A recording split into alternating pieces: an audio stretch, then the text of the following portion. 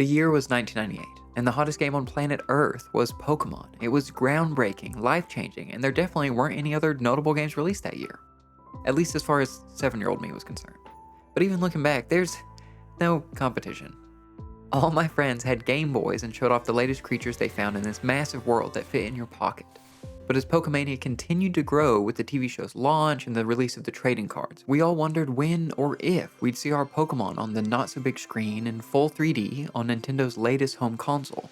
Then, one long year later, we got a tease in Super Smash Bros., followed by the first fully 3D Pokemon game, which lets you explore this magical world through the lens of your camera in Pokemon Snap.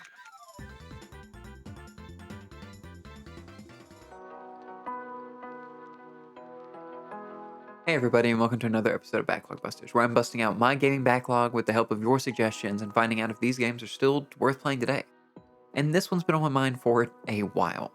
In the time before Pokemon Snap's release, I'd been coasting off looking over my friends' shoulders while they played Red and Blue and told me all the tips and tricks they'd picked up over recess. Like how if you looked close enough, you could see grass subtly shake, which let you know a rare Pokemon was hidden there. So, complete lies, as that feature wasn't added till Generation 5. But almost all my Pokemon knowledge was secondhand, either told to me through unreliable children my age or children in the Pokemon TV show, which made the world of Pokemon so much more mysterious and exciting to me. So when my friends first booted up Pokemon Snap for me to try out, I was in awe. I remembered this game seeming massive, filled with every Pokemon, tons of hidden routes, and so many unique interactions between Pokemon, almost like you were really in their world. But because I didn't have a console of any kind until my grandparents surprised me in late 1999 with the great Game Boy Color and Pokemon Yellow, still probably the biggest surprise of my life, Pokemon Snap consumed my imagination, so much so that I bought the strategy guide and would read this front to back over and over, admiring the art and imagining what it was like to see this in motion. Something I did for several other games I didn't own at the time, one of which I've still not gotten around to. But we're getting off track, because I finally developed the negatives, graduated from photography school, another photography pun, and seen the credits of Pokemon Snap, and I'm ready to find out if this game, which I have immense nostalgia for, yet very little playtime, still holds up today. If it's not clear from the name, Pokemon Snap is a photography game, which if you've never seen the game in motion may not clear things up very much, and I wonder if people were equally confused when it was announced. You take the starring role of Todd Snap, invited as part of some unpaid internship to the equally well-named Pokemon Island, which, you guessed it, contains wild Pokemon that can be found everywhere. A fact that seems extremely unimpressive considering how dangerous untrimmed grass is in the mainline games. Leading this daring expedition is none other than the man most likely to show up in the background of video calls with your mother, Hello there. Professor Oak, who gives you the task of filling out a Pokemon report with pictures of Pokemon. Why Ash was handed a Pokedex that scans and records images and data and so much more, yet we're tasked with making Oak a coffee table book, I'll never understand. But once the boss sends us on our way, we're quickly introduced to the gameplay loop. Move on a single track as Pokemon fly and frolic all around us, framing the shot by holding the Z button and hitting A to take the photo. You'll even hear a small chime and see a red autofocus dot appear when you aim your Pokeball-shaped reticle at Pokemon, which helps you know when to snap a photo, especially as you frantically try and catch a Pokemon in motion. Followed by a satisfying chime if this is your first photo of a given Pokemon, which will not ever live up to the sound of catching them with a Pokeball, but it's nice. Once you reach the end of the course, you pick your favorite photo of each Pokemon and present them to Professor Oak, who immediately gives you a ton of notes and would like you to retake most of them. More on that later. I have no idea if this gameplay footage looks fun or interesting to someone who's seeing this for the first time, or someone not into Pokemon. But harsh critiques from the professor aside, I think this loop is extremely fun. Your round little cart, the 01, never stops moving, so each time I traveled across the beach, I started to notice more and more details, be it a Pokemon that ran by too quickly, an interesting interaction, a Pokemon I completely missed the last time, or just the timing and planning required to get the best shot. It's what spurred my imagination all those years ago, that feeling of observing a world that doesn't wait for you. Now, revisiting a course does replay the exact same event and moments with all identical timing. But instead of finding that repetitive, it felt like an opportunity to maximize my photographic potential by learning the schedule and patterns until I was able to capture all of those special moments on film. Plus, you start to notice these stories within the course, like this Meowth chasing a Pidgey at the start, only for that same Pidgey to return with friends and teach Meowth a lesson with the power of Gust. Moments like these made me more determined to hone my craft so that my photos could tell these stories to the professor and, pending a publishing agreement, the world. Those dreams were quickly dashed as the professor is ruthless in his grading of your art. Don't be misled by this full roll of film, because after hours of developing these photos, Oak only allows you to turn in one photo per Pokemon. The other must be destroyed. But I'll keep my favorite each time, you might be saying. Well, Oak only doles out points for photos he likes. And if you turn in a beautiful photo that plays with negative space where the Pokemon isn't the only subject, but so is the land it calls home, he'll hate it. The professor's scientific mind grades across 3 main criteria. Number 1, size. Oak loves for you to capture every pore on the Pokemon's face. The strategy guide says you'll be punished if portions of the Pokemon are out of frame, but yet he continues to reward you for the most zoomed in, limbless shots. Number 2, capture the Pokemon in a great pose. But Professor Oak isn't interested in smiling, happy Pokemon. He wants a Kangaskhan mid-scream as it tries to protect its child from you. Electrode photos are garbage tier until he gets that sweet shot of them in their final death throes seconds before they explode, finally revealing the professor's just a grown-up version of that kid who taps on the fish tank. Number 3, technique. A term that's a huge stretch, as the professor's idea of technique is a completely centered image of the Pokemon. Not in the center of the frame, and you might as well throw it away.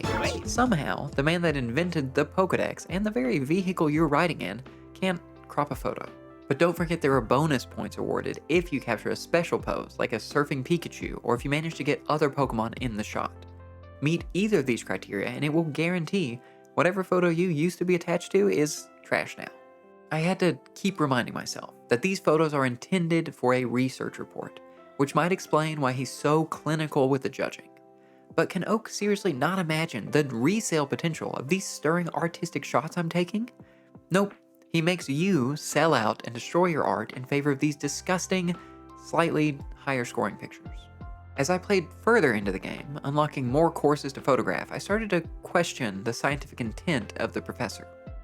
The beach and the tunnel are both hands-off, with you observing the environment, not getting too close, staying on a single path, and trying to minimize human impact, not leave a trace.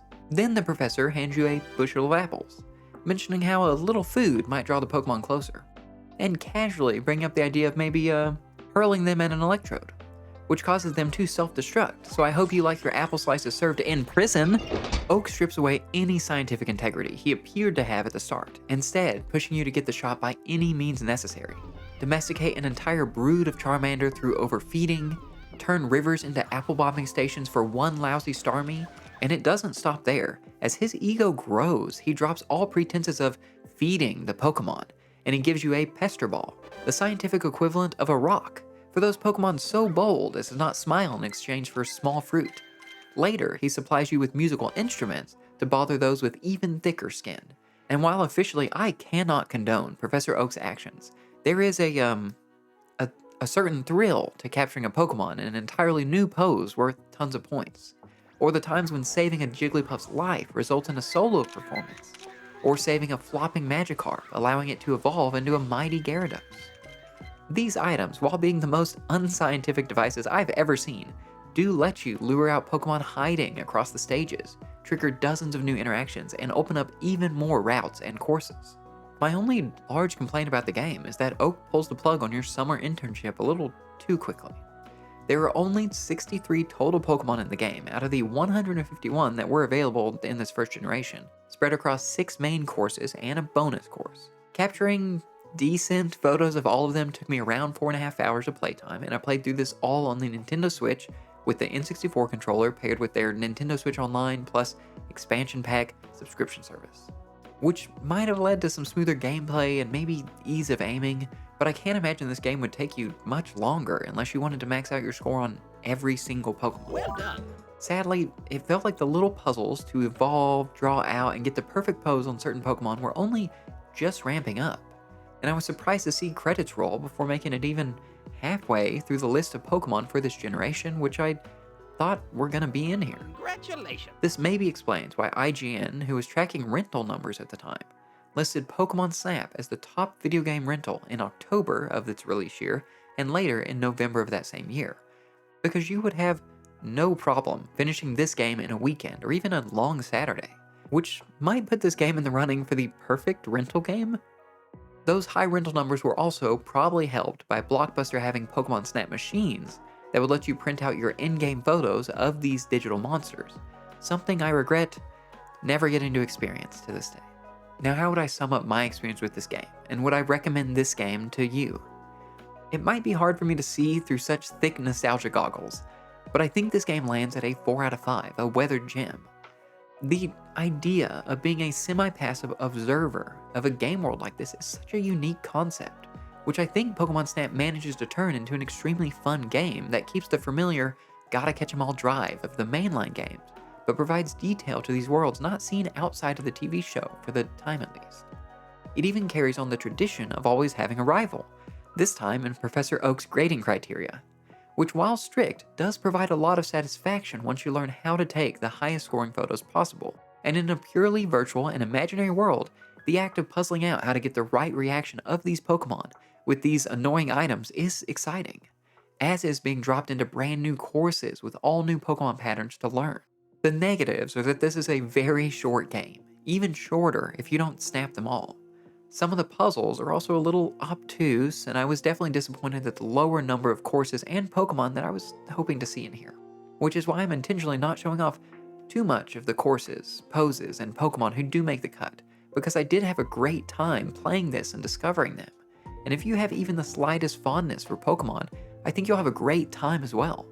And even if you don't care about Pokemon, the photography angle is unique enough that I'm hopeful you'll still find some joy in this game. But that's just my opinion. What do you think? Is this a game that stands the test of time, or one better left in the past? Let me know in the comments. As with every game I play through, I wanted to know how Pokemon Snap was received at the time, and according to an archived MetaCritic, it landed at a solid 77%, with some outlets like Electric Playground saying the idea that a game can entertain by simply asking its participants to carefully observe and document the virtual world that's been created for them is quite profound. I wouldn't be surprised if Pokemon Snap becomes the first in a brand new genre. Well, did it? In short, no, not really at all. It's very possible I'm missing a series of games out there, and please chime in if you know of any. But I've noticed shockingly few games that try to recreate anything even close to the Pokemon Snap experience.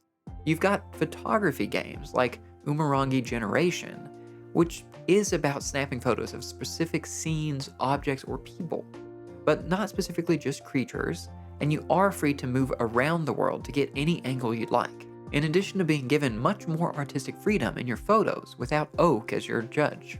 Then there's Toem, which again features photography of specific people, places, and things, but once again you're playing as a character free to leave the car and walk around to complete photography requests. The only game that seems to have kept the on-rails aspects and repeatable courses of Pokemon Snap is New Pokemon Snap, which was released almost a full 22 years after the first game, and settled in at a 79% on Metacritic. This greatly expanded the original game, with you storing 4 different photos per Pokemon, while including 234 Pokemon to find across 12 courses this time, with most having day and night variations as well. There are also more ways to interact with Pokemon this time, and if you left old Pokemon Snap feeling like it was rushed without enough content, this might be the game for you. It seems to have sold quite well. As of March 2022, it had reached 2.4 million copies sold, right below Kirby and the Forgotten Land. So I'm hopeful that someday we'll get another entry in the series, especially because of how few games have managed to recreate the same feeling as Pokemon Snap. And with that, I'm checking Pokemon Snap off my backlog and moving on to the next game. As always, please share any of your memories and thoughts on this game. I'd love to talk more about it. And send over any suggestions you have for games I should clear off my backlog next. I'm always looking for more votes to help me decide. And thank you all so much for watching, and I will see you in the next video.